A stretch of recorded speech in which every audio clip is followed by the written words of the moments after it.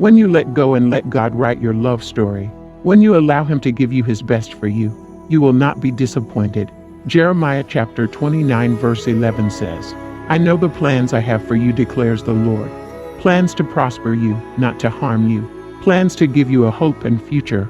Yes, you heard that right. God has great plans for you. Taking a momentous decision to let go of someone you love is a brave step. And in doing so, you're proving to yourself that you are capable of creating your own happiness. You are also proving that you don't need to rely on someone else to make you feel as though life is worth living. Letting go gives you that space and time you need to better understand yourself, to show more love to yourself and to love yourself some more. Yes, you've got to love yourself first. Being in love with yourself provides you with self-confidence and self-worth, and it will generally help you feel more positive. You may also find out that it is easier for you to fall in love once you have learned to love yourself first. And so, if you feel that your worth has been compromised and you see no future in your relationships, it is always better to let go of what is toxic and release yourself from this bondage that is holding you back from the better opportunities that life has to offer.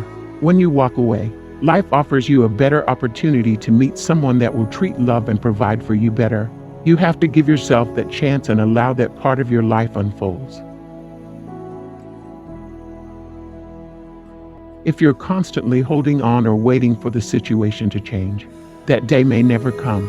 I want you to realize that God has allowed and used these things and these people in your life to build you up. Now you must move.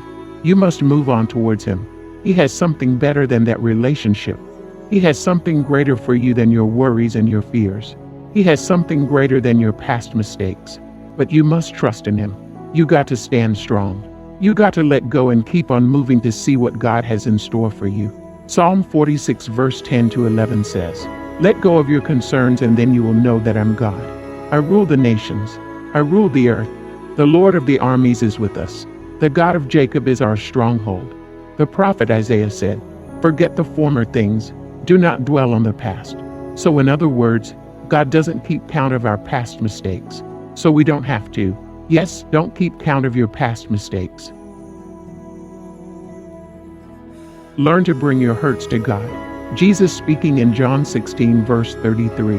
I have told you all these so that you may have peace in me. Here on earth, you'll have many trials and sorrows, but take heart because I have overcome the world. Jesus doesn't simply say we will have trials and sorrow and then leaves it to us to figure it out ourselves.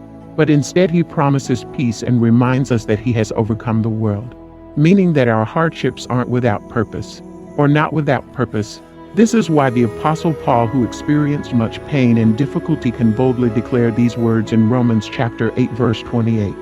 He says that, and we know that all things work together for those who love God and for those who are called according to His purpose. Our pain and our suffering often sets us up to see God's supernatural work in our lives.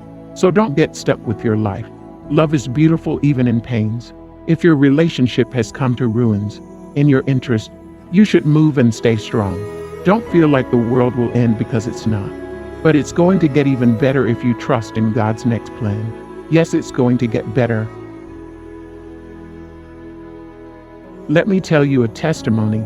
A friend of mine was in a relationship where she was repeatedly cheated on. But today she's married to the best man you can think of. God gave her the best. Then just when she thought that she will never fall in love again or meet someone who would love her, the story changed. Therefore, believe in yourself and move on from that breakup. Move on from your relationship issues.